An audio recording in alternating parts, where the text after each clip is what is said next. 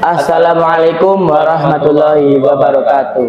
Halo Sobat Spena Pro, kembali lagi di podcast SMP Namira dengan saya Lutfi Davin dan teman saya Bima Sakti. Nah, tamu kita kali ini istimewa banget nih.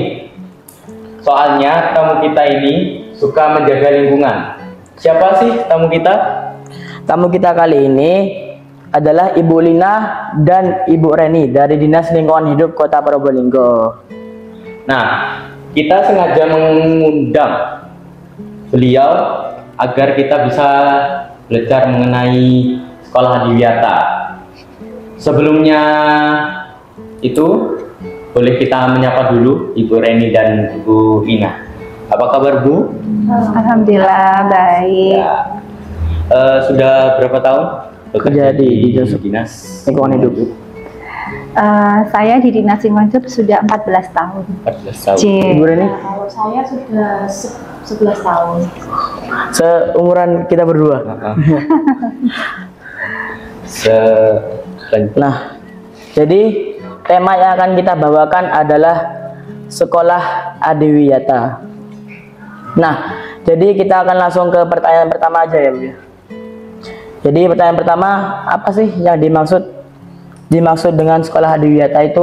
Kan anak-anak SMP Namira ini nggak tahu kan, maksudnya adiwiyata itu apa sih, adiwiyata itu apa gitu. Masih ada yang bingung lah, masih ada yang tidak ngerti. Ini ke Bu Reni atau ke saya? Bu, ke saya dulu nih. Terima kasih. Assalamualaikum warahmatullahi wabarakatuh. Selamat pagi dan salam sejahtera buat semuanya. Terima kasih atas undangannya dari SMP Namira.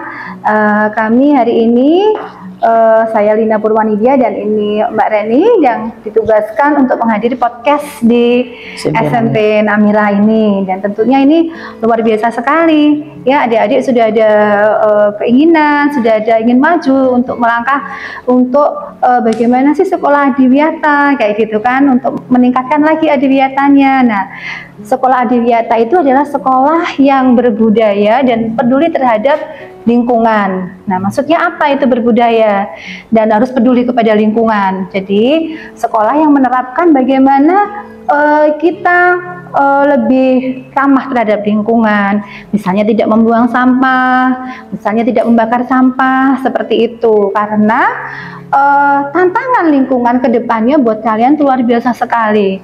Semakin banyak penduduk, semakin banyak kegiatannya, maka lingkungan pun, kan kita tinggal di bumi yang sama. Di bumi yang sama, kita tinggal di rumah yang sama. Ibaratnya bumi kan rumah kita bersama yang dihuni oleh sekian banyak orang yang dengan berbagai kegiatan usahanya dan lain-lain menghasilkan begitu banyak limbah dan sampah. Dan apabila kita tidak mencoba melestarikan sekarang, kita berupaya mulai dari sejak dini, berarti nanti kedepannya akan semakin banyak permasalahan dan itu akan menjadikan bencana bagi kita semua. Iya, sekarang kan juga lagi panas-panasnya banget ya. Iya, harapannya tambahan kayak untuk adik-adik sekolah adiwiyata itu kan sebagai contoh ya Bu. Iya, sebagai contoh. Pionir untuk sekolah-sekolah yang lain mungkin yang belum adiwiyata, untuk mengedukasi terkait tentang pelestarian lingkungan seperti itu. Kalau tadi kan apa yang dimaksud adiwiyata? Kalau sekarang adiwiyata itu punya tahapan atau enggak? Kayak misal tahapan. Oh ya, mungkin yang lebih paham yang karena selama ini yang menangani adiwiyata itu Mbak Reni ya, atau Bu Reni ya. Jadi Bu Reni bisa menjelaskan tentang tahapan apa saja sekolah adiwiyata itu. Kalau kan karena adiwiyata itu program dari Kementerian Lingkungan Hidup. Itu dari kementerian itu ada 4 tingkatan, yaitu yang tahap yang paling bawah itu ada adiwiyata kota. Nah, adiwiyata kota atau kabupaten yang nilainya itu harus mencapai 70 baru dia dikatakan sebagai sekolah adiwiyata kota.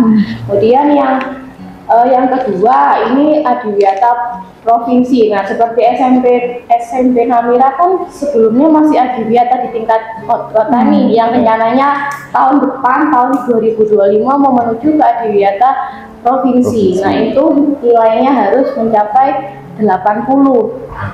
Nah, terus selanjutnya yang lebih atas lagi itu ada adiwiyata nasional yang nilainya itu sudah penilaiannya itu dari Kementerian Lingkungan Hidup. Berarti Nilainya langsung datang ke sekolah gitu. Iya. Dari pusatnya. Dari ya, pusat, dari kalau kementerian. Yang kota timnya dari tim adiwiyata tingkat kota. Kota. Kalau yang adiwiyata Provinsi. provinsi Dari provinsi. Dari provinsi. tim adiwiyata provinsi. Nah, kalau yang nasional dari Kementerian Lingkungan Hidup. Dan yang terakhir ini ada adiwiyata mandiri. Ini yang sudah adiwiyata yang tingkatannya yang paling tinggi, yang nilainya 95, dan sekolah tersebut harus mempunyai sekolah imbas Atau sekolah binaan. ya, sekolah imbas atau binaan, supaya sekolah binaannya itu bisa menjadi sekolah adiwiyata. Itu berapa banyak itu Mbak Reni untuk sekolah binaannya, untuk sekolah binaannya itu paling adiwiyata sedikit mandiri? itu 2. Minimal dua. Minimal dua Minimal 2 sekolah. Selebihnya itu bisa lebih dari 2. Apakah di Probolinggo ini udah ada yang sampai mandiri? Sudah. Apa? SMP mana? Kalau SMP ini ya, kalau tingkatan SMP itu ada SMP 7, SMP 5, Oh, SMP 5. SMP 10. Itu sudah adiwiyata mandiri. Dan Yang kemarin barusan SMP SMP 5 ya. tahun kemarin lima. barusan. 2024 ini itu Sama SC SD Tisno 1 yang sudah mandiri. Ya, itu sudah sekolah adiwiyata mandiri. itu untuk mencapai ke mandirinya itu ya, kan setelahnya kita dari Tingkat provinsi ini, ya. terus nasional. Ya? Nasional. Dari nasional. Kota, provinsi, nasional. Mandiri. Nah, caranya biar bisa ke mandiri itu gimana sih gitu? Ya, sekolah tersebut harus mencapai sekolah adiwiyata nasional terlebih dahulu dan memiliki sekolah binaan. Yang sekolah binaan tersebut itu harus naik tingkat. Misal sekolah yang belum adiwiyata jadi naik ke adiwiyata kota, atau yang provinsi. dari kota naik ke adiwiyata provinsi. Jadi sekolah yang mau menuju ke mandiri itu harus memberhasilkan sekolah binaannya itu untuk naik tingkat, Naik level. ya, naik level. Jadi ini luar biasa ya cita-citanya Namira adiwiyata mandiri. Wah, Amin. jadi semoga aja nanti ribetnya juga banyak ya. Nah, kalau yang dulu-dulu, ini dulu-dulu nggak tahu mungkin ya sekarang nanti mungkin aja semoga aja ada. Tapi termasuk hebat loh, Hebat Lina. ya. SMP Namira ini baru berdiri tahun, Berapa Tahun Bro? 2020-an. nah 2020, Ya, 2020. ya, 2021 2020. ya itu berdirinya 2020. Seingat saya SMP Namira itu maju ke adiwiyata kota tahun 2022, langsung berhasil naik. Mau ke provinsi. Ya, yang 2022 kayaknya meraih ke adiwiyata kota. Kota. Tahun 2024 maju ke provinsi sampai dengan tahun Ya, karena memang semangat dari ini ya pimpinan dan juga semua pembimbingnya di sini bahwa harus adiwiyata, karena adiwiyata itu tadi peduli untuk melestarikan lingkungannya. Ya, ada lagi yang ditanyakan? Kalau semua sekolah tuh bisa jadi sekolah adiwiyata nggak? Bisa, pasti, dan harus bisa. Apalagi kemarin kita ketemu dengan Ibu Kepala Dinas Pendidikan menyatakan bahwa semua sekolah di Kota Probolinggo harus adiwiyata. kan Bapak PJ wali kotanya juga berharap semua sekolah Mendukung di Kota Probolinggo ini harus Adiwiyata. sekolah Menjadi adiwiyata. tapi bukan hanya label adiwiyata ya, tetapi benar-benar berkomitmen dengan adiwiyatanya secara berkelanjutan. Jadi tidak hanya di sekolah kalian belajar untuk milah sampah, di sekolah kalian mengurangi sampah, tapi ketika sudah keluar dari sekolah kalian lupa. Jadi harapan dari pendidikan adiwiyata ini sejak dini, sejak SD, SMP, SMA, nah itu diharapkan kalian mempunyai perubahan perilaku. Yang dulunya sampah itu dibuang sembarangan, sekarang sampahnya ditempatkan sesuai tempatnya, sesuai jenisnya, kemudian tidak dibuang di sungai, kemudian tidak dibakar. Karena permasalahan lingkungan itu luar biasa sekali, apalagi sekarang isu-isu perubahan iklim. Nah, itu yang apa sih perubahan iklim, kok bisa terjadi? Nah, banyak sekali pertanyaan tentang lingkungan dan kalian harus belajar dan yang pasti pasti berkomitmen untuk terus beradiwiyata. Maksudnya tetap terus peduli terhadap lingkungan. Terus Kalau syarat-syaratnya buat jadi sekolah adiwiyata itu apa? Mbak Reni mungkin bisa jelaskan kalau untuk Ya, syarat dan lain-lain. Syarat-syaratnya itu kalau Ya menjaga lingkungan itu ya. ya kalau syarat-syaratnya mungkin kalau yang dokumen mungkin itu Iya, dari ada. Bapak Ibu guru nggih. Kalau yang dari adik-adik kader adiwiyata itu mungkin lebih ke kegiatan ya Bu. Ya. Ke kegiatan sama fisik di sekolah. Jadi ada 4 komponen penilaian, betul ya? Enggak, sekarang Tiga. ada ya, Tiga komponen Jadi ada penilaian. perencanaan, pelaksanaan, yang terakhir pemantauan dan evaluasi. Mungkin yang kalau yang untuk adik-adiknya, untuk kadernya mungkin yang di Pelaksanaan, ya.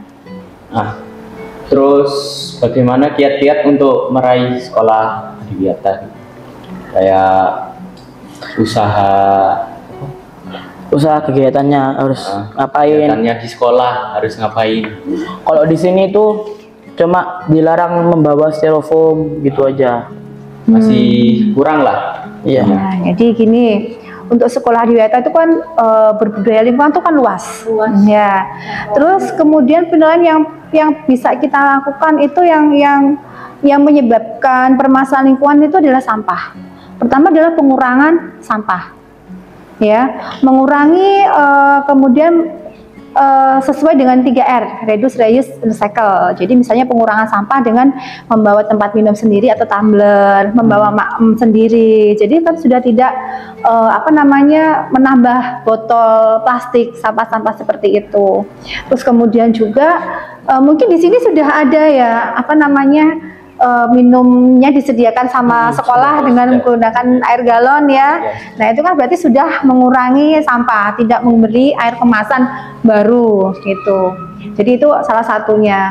Jadi pertama itu adalah mengurangi atau reduce. Kita berpikir bahwa apa yang kita lakukan itu tidak nyampah. Ya itu misalnya kita beli sesuatu, oh ini daripada nyampah aku beli bawa minuman aja ya, seperti itu, daripada nanti botolnya kebuang kayak gitu misalnya, itu reduce. Terus kemudian reuse, kita menggunakan kembali. Tadi ketika kita masuk ke sekolah ini sudah ada contoh-contoh nih, kalian sudah menggunakan produk-produk yang didaur ulang kayak gitu kan, banyak sekali kerajinan yang sudah daur ulang kan, keren-keren, bagus-bagus banget ya. Nah itu yang bisa kalian lakukan. Terus kemudian recycle itu adalah mendaur ulang, mengolah menjadi sesuatu yang mempunyai nilai guna. Jadi misalnya kalau kita kan ada pemilahan, itu kan ada 5 pemilahannya. Ada sampah organik, terus plastik, kertas, residu, dan B3. Nah sampah organik, jadi fungsi dari pemilahan itu adalah memudahkan untuk pengolahan sampah selanjutnya, ya itu harus dipahami. Jadi kalau kita kenapa sih kok harus ada pemilahan? Ya kalau nggak tahu maksudnya kan kita nggak lakukan. Tapi kalau kita tahu maksudnya, tahu tujuannya, kita akan lakukan. Ya, tadi pertama ada organik. Organik ini untuk apa? Kok dipisahkan nih sampah sisa makanan, sampah daun, kayak gitu? Untuk apa selanjutnya? Pengolahan selanjutnya dari sampah organik apa? Dikomposkan atau dimasukkan ke dalam biopori atau di komposter atau menggunakan lubang lumbang sampah organik atau LSO. Nah, ada macam-macam atau mungkin takakura misalnya ya. Jadi pengolahan sampah organik. Jadi kalau sudah dipisahkan kan enak. Kalau sampah tuh dicampur jadi satu, kan yang bersih jadi kotor. Kalau sudah kotor semua kan nggak ada nilainya. Nah, ya kan? Larinya ke TPA semua. Nah, sekarang kita udah belajar tentang sampah organik. Kemudian sampah kertas dan plastik. Kenapa sampah kertas dan plastik ini disendirikan? Kadang kan kalau sampah plastik ini kan botol kayak gini atau gelas kan masih ada sisa air kan? Nah, kalau dicampur dengan kertas kan kertasnya jadi basah, jadi rusak, kan nggak ada nilai jualnya. Nah, maksudnya sampah kertas dan plastik ini adalah sampah kertas dan plastik yang masih dalam keadaan bersih. Maksudnya tidak kotor kayak plastik bekas cilok kan kotor ya, mungkin kalian beli kayak tidak gitu. tercampur gitu ya. Tidak tercampur, terus bisa langsung dibawa ke bank sampah. Nah, ditabung di sana jadi uang. Uangnya bisa diputar lagi untuk lingkungan lagi, misalnya seperti itu. Terus kemudian sampah B3. B3 adalah bahan berbahaya dan beracun. Nah, ini kan tidak semua kelas ada kan, cukup pembelajaran aja. Misalnya di satu sekolah ini ada satu untuk yang B3. Apa sih B3 yang di sekolah misalnya? Misalnya adalah pembasmi serangga. Yang aerosolnya, botolnya, kemasan bekasnya.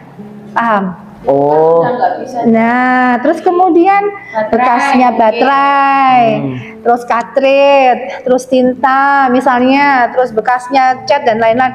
Nah, itu ditaruh di satu tempat yang sendiri, tidak boleh dicampur dengan yang kertas, plastik, ataupun ini nggak boleh disendirikan yang ini.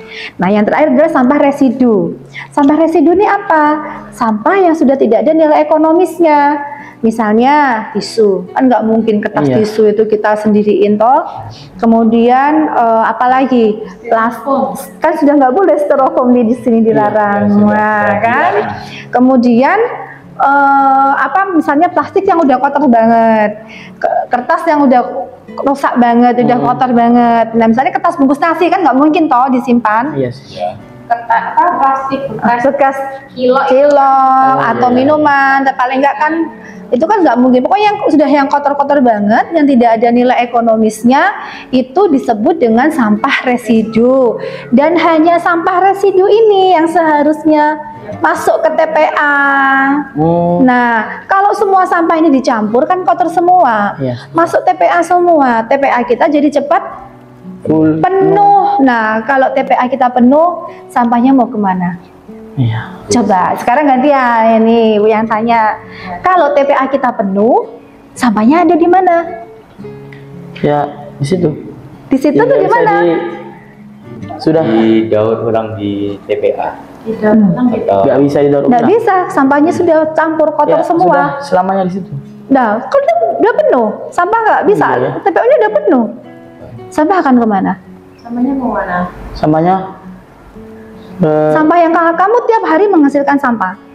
Sampah yang dihasilkan setiap orang untuk kota Sendang itu 0,5 kilo per orang per hari. Nah, kamu bisa hitung seluruh sampah kota itu berapa. Ini saya berapa ratus ton ya sehari.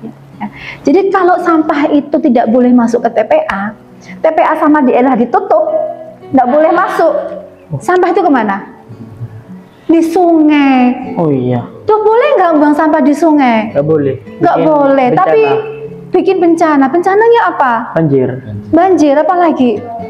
Terus tercemar lingkungan. Tercemar. Terus apa lagi? Menghambat airnya mengalir. Iya tadi karena air nggak bisa mengalir tadi. Oh iya, banjir. Tercemar, banjir. Terus menimbulkan penyakit kan, banjir kan menimbulkan penyakit yang seharusnya rumahnya nggak tergenang jadi tergenang, ya kan? Nah ini kalau TPA ditutup, sampah itu ada di sekitar kita. Pak, gerobak sampah mau dibawa kemana? Wong TPS-nya juga udah penuh, karena sampahnya di stop. Otomatis kan di depan sini kan sampah semua. Kalau sampah sudah ada di mana-mana, TPA ditutup. Sampah tuh numpuk, sampah tuh kalau campur itu lama-lama kan keluar airnya. Oh iya. Bau nggak? Bau. Nah, kalau sudah bau, terus apalagi kalau sampah tertumpuk gitu? Apa yang ada di situ? Nyamuk. Lalat, nyamuk. tikus, kecoa, belatung. Nah, kalau sampah numpuk ya, kemudian udah keluar itu semua. Pas kena hujan, bayangkan. Nah, apakah kita mau kejadian seperti itu menimpa kota Probolinggo? Kalian hidup di antara dengan sampah, kan tentunya tidak mau kan? Nah, untuk itu kita harus mengurangi sampah. Sampah itu harus dipilah ya, dan hanya sampah residu saja yang masuk ke TPA, sehingga kalau semua orang melakukan hal seperti itu, TPA kita jadi lama usianya, awet ya. Jadi sampah bisa masuk. Sedangkan sampah kalau dikelola jadi berkah. Nah, jadi sampah basah jadi sampah jadi berkah. Kalau sampah organik jadi kompos, jadi ongkos katanya orang-orang kayak gitu ya. Kan jadi sampah organik kan dijadikan kompos. Komposnya dijual bisa, dipakai sendiri bisa. Nah, sampah yang lain masuk ke bank sampah. Jadi tabungan. Punya bank sampah nggak sampai Namira? Bank sampah belum punya sih. Nah, nanti berarti bikin bank sampah. Depannya ada program untuk mendirikan bank sampah di sekolah ya Bu? Iya, punya tabungannya keren. Tabungan sampah dapatnya uang. Dan juga sebagai edukasi juga buat siswa-siswi SMP Namira. Sudah ada pemilahan belum di SMP Namira? Kalau pemilahan cuma Botol antara botol doang. Botol. Terus kemana kan botolnya? dijual. Oh, dijual. Wah, itu sudah bisa dicatat itu dari tabungan sampahnya. Fungsinya bank Ah. bank sampah seperti itu. Nah, dijualnya ini gimana? Dijualnya itu ada tempat yang rombeng. Oh, kayak urop-urop kayak gitu. Jadi pokoknya sampah itu sudah dijual, sampah ada kertasnya tabungannya. gimana? Sampah kertasnya? Sama kertas ya digabung di sama biasa. Oh, yang tadi. Kira-kira sudah berapa banyak tabungan sampahmu? Ya lumayan sih. Sekarang udah berapa? 100 lebih. 100 lebih itu 300 berapa? 300 lebih itu berapa minggu? Sudah sekitar berapa? 3 bulan. 3 bulan, wah 2 luar bulan. biasa ini, kita harus tepuk tangan ini buat adik-adik. Jadi 3 bulan dapat 300.000 dari sampah. Nah, itu sampah kalau terkelola, dipilah-pilah seperti itu, kalian ada manfaatnya, ada nilai ekonomisnya, ada keberkahan di situ. Kalau dibuang ke TPA semua, waduh, TPA kita full. Nanti bencana yang seperti itu bisa kita rasakan kalau kita tidak memilah sampah dan tidak mengurangi sampah yang masuk ke TPA. Nah, jadi gitu ya teman-teman, kita telah mendapatkan wawasan berbudaya lingkungan dan sekolah di Wiyata. Ini ada pantun sedikit dari Mas Gavin. Ya, Gavin. kolam ikan di tengah kota, bunga melati tumbuh merata. Mari wujudkan sekolah Adiwiyata, lingkungan bersih, nyaman, merata. Terima kasih Ibu atas waktunya. Terima kasih juga kepada penonton dan Namira Lovers. Saya Bima Sakti dan teman saya Luki Davin. Sampai jumpa pada podcast selanjutnya. Akhirul kalam. Wassalamualaikum warahmatullahi wabarakatuh. Waalaikumsalam warahmatullahi wabarakatuh.